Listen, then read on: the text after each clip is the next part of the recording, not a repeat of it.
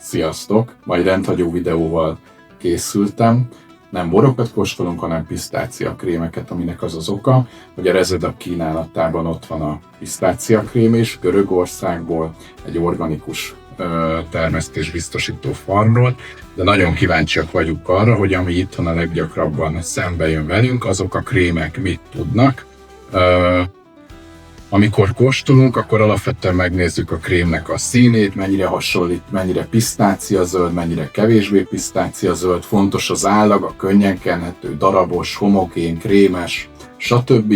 És ugye az ízében is az a legfontosabb, mennyire jön a pisztácia, vagy nem jön a pisztácia, gyakran az édesség, a hozzáadott cukor az azért rányomja a bélyegét, magára a pisztáciakrémre, többször alkalmaznak pörkölt pisztáciát, és abból készítik a krémet, akkor érződik ez a pörköltes jellegű ízvilág, de ugye az ízlések és pofonok, ez attól függ, kinek melyik jön be. Én alapvetően az élénkzöldebb, pisztácia illatú és pisztácia ízű, lágy, krémes fajtákat szeretem, és akkor vágjunk is bele. Az első mintánk az Polycom, forgalmazó, pisztáció krém, vegán, ezt az egyik legnagyobb hazai online élelmiszer üzlet forgalmazza. A színe az, az kevésbé pisztácia zöld, inkább ilyen mustársárga. Illatában amúgy jön a pisztácia illat, de némi fehér csokisság, abszolút hasonlít egy jó pisztácia fagyihoz az illata, mint hogyha még annak a tölcsér jellege is az illatában. És az ízében is ott van, tehát mint hogyha a pisztácia fagyit a tölcsérrel együtt nyalogatnánk, elrágnánk, stb. Tehát ez jön vissza. Amúgy ízében már kevésbé jön a pisztácia. Erről azt kell tudni, mint hogy a legtöbb pisztáciakrém is, azért 100 g-jában 35-40-45 g cukrot is tartalmaz, tehát ezt adják hozzá, és ennek a pisztáciának amúgy a pisztácia tartalma az, meg is nézem, mindenesetre ez egy 240 g-os kiszerelés, és a pisztácia tartalma pedig 35%. Általában ilyen 20 és 40 szokott lenni a jellemző érték. Ugye amikor 100% a pisztácia tartalom, az már pisztácia vaj, abban semmi egyéb hozzáadott adalékanyag nincs, viszont az már nagyon tömény, nagyon nehezen ehető, talán nagyobb mennyiségbe, de hát valaki azért esküszik. Ugye, hogyha megnézzük a második számot, ez a Gourmet Finest Cuisine pisztáciakrém, ez egy 180 g-os kiszerelés, és a pisztácia tartalma valamivel magasabb, 40%. Ez az egyik nagyobb német diszkontláncunk forgalmazza, a színe érdemben zöldebb, mint az előzőé. Tehát inkább hajaz ilyen szempontból magára a pisztáciára. És ugye mindjárt az illatát is megnézzük. Ebből inkább jön a pisztácia illat, tehát van egy kicsit ilyen pörköltesebb pisztácia illata. Az állag a homogén, tehát teljesen egyenszínű, mint ahogy az előzőnek is. Jó kenhető, talán egy fokkal lágyabb is, mint az előző.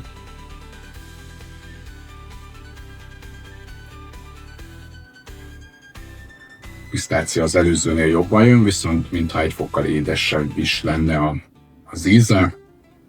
De összességében egy jó kenhető, homogén és a pisztácia illatot is visszhozó termékről beszélünk. A harmadik termék az most jelenleg nem kapható Magyarországon, néhány hónappal ezelőtt, amikor a Dubai őrület a tetőfogára hágott, akkor kapható volt. Ez egy olyan pisztáciakrém, ami tartalmazza a kadaif tésztát is. Ezért nyilván egy kicsit más állagra számítunk, mint a többinél, de bevettem a csomagba, mert hogy egyébként nagyon sok pozitívumot hallottam róla. A pisztácia tartalma értelemben alacsonyabb, mint a többieké, 20%. Ugye itt a tészta is tesz ki bizonyos részt, viszont itt ugyanúgy annak ellenére, hogy egy alacsonyabb pisztácia tartalommal bír, az illatában hozza a pisztáciát, és a színében is egy zöldebb állaggal bír, nem homogén szerkezetű, ez köszönhető magának a tésztának, amit beletettek. Ropog is a fogunk alatt amúgy. ízében is hozza a pisztácia, íz megvan, ezzel a tésztával együtt kifejezetten jó, és nagyon tényleg haj ez is egy picit a pisztácia fagylaltra. Amúgy a kiszerelése az 180 g-os ennek is. Az ára pedig ilyen 3000 forint volt egy doboz, az előzőeknél nem mondtam el. A második számú az volt, az egy kifejezetten olcsó darab, ez ilyen 2000 forintos pisztáciakrém. Az első, amit kóstoltunk, az ugye egy nagyobb kiszerelés, az ilyen 3000-3200 forintért volt kapható, illetve kapható még most is. A negyedik termékünk az az Alcenero. Ez egy organikus olasz pisztácia farmról származik, rajta is van a jel, ugyanaz, mint a boroknál, amúgy érdekességképp. Ugye itt a pisztácia tartalma az, és ráadásul a pirított pisztácia van, az 15%, és mindjárt nézzük is. Ennek egy jóval halványabb színe van, ez is inkább ilyen halvány mustássárga szín, amit láttunk. Nagyon folyós, tehát már ahogy forgatom az üvegbe, abba is folyik, úgyhogy ha kenyérre vagy croissantra kenjük, akkor ennél kifejezetten vigyázni kell, és a tetején is. Itt az olaj az természetes módon megmaradhat ezeknek a krémeknek a tetején, hogyha hosszabb ideig tároljuk, akkor nyilván az olaj része elválik a krémesebb résztől, nincs ezzel semmi gond, ezt fogyasztás előtt össze kell keverni, és rövid időn belül az olaj az felszívódik a krémbe. Ez azért lényegesen folyósabb állagú, vigyázni is kell itt a kóstolásnál. Na ezen minimálisan érzem a pisztáciát, és illatában is minimálisan érzem a pisztáciát, ahhoz képest, hogy ami nagyon jön, az a fehér csoki. Nagyon érdekes, tehát abszolút az íze a fehér csokira hajaz, és így minimálisan érzek benne pisztácia jelleget. Hát ez egy ilyen, eddig talán nekem az én ízlésvilágomtól ez áll a legtávolabb. Hogyha nézem a következőt, ez a másik német diszkontlánc kirakat terméke, nagyon jó áron, szerintem ez még a 2000 forintot sem éri el. Viszont a színe az kifejezetten zöld, tehát egy ilyen élénk zöld, ami mindenképp egy jó belépő lehet, legalábbis az eddigi tapasztalataim szerint. Illatában jön a pisztácia, egy kicsit ilyen pörköltesebb jellegű is. A krém az lényegesen keményebb, homogén, lényegesen keményebb, mint az előzői, de ettől függetlenül még teljesen jó kenhető. A kiszerelés az amúgy 190 g, és a pisztácia tartalom az 20%, tehát inkább alacsonyabb.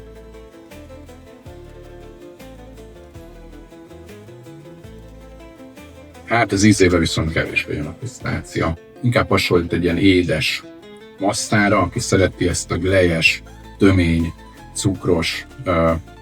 cukrosabb verziót, vagy cukrosabb vonalat, annak bejöhet, viszont az ízéből teljes mértékben hiányolom a pisztáciát. De sokan esküsznek amúgy erre a fajtára. Ugye a következő az egy ugyancsak Olaszországból egy 200 g-os kiszerelés, Schiavuru nevű farmról származik, Szicíliából.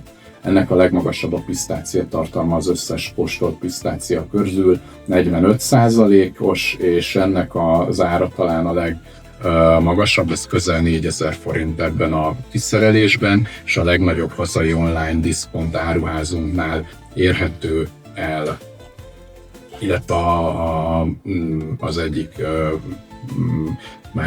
egyik német diszkontláncnál is van,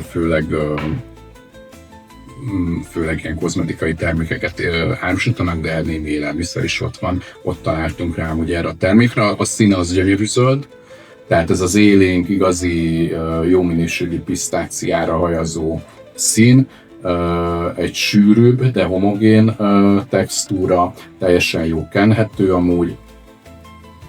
Illatában hozza a pisztácia illatot, ez mindenképp pozitív, és megkóstoljuk.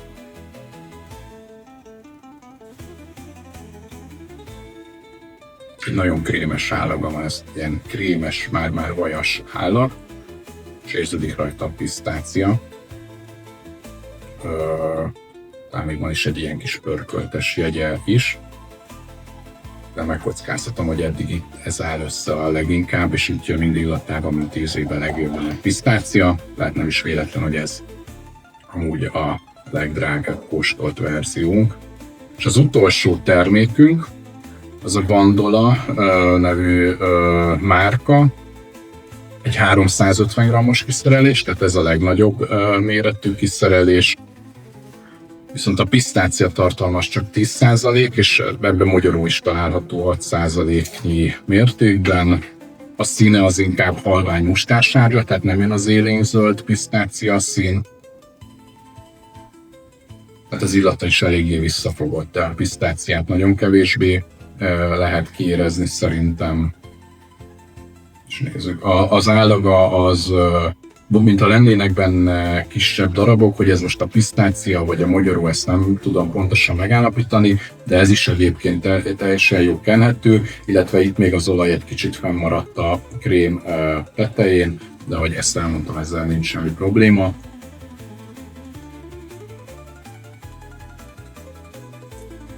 Az egyik termék hasonlított, mint mondtam, a fehér csokihoz, ez is ugyanúgy hasonlít, pisztáciát kevésbé érzem, és nyilván minimálisan a mogyoró is benne van. Ez is egy inkább ilyen édesebb, glejesebb vonal, aki ezt a vonalat szereti, annak biztos, hogy működni fog és be fog neki válni. Úgyhogy igazából ez az a 7 termék, amit most megkóstoltunk, ezzel a legtöbb fogyasztó itt Magyarországon találkozhat. Érződik hogy milyen magas a pisztácia tartalom, legtöbb esetben annál jobban nyilván kérezhető maga a pisztácia íz és illat. Nagyjából talán az is elmondható, hogy a árértékben nyilván a színvonalasabb, magasabb pisztácia tartalommal bíró termékek azok talán legalábbis nekem jobban bejöttek.